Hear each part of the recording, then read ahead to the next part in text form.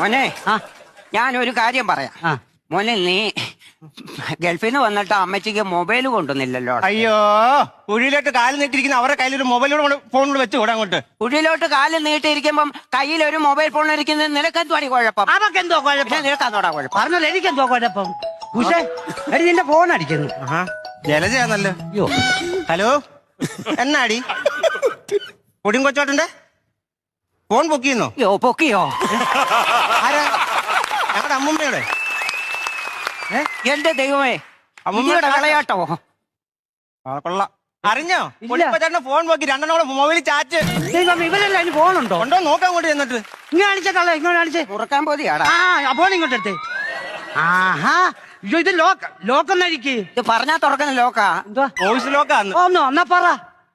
പൊടിയം കൊച്ചാട്ടാ തുറക്ക. പൊടിയം കൊച്ചാട്ടൻ തുറന്നു വെച്ചേക്കുന്നു.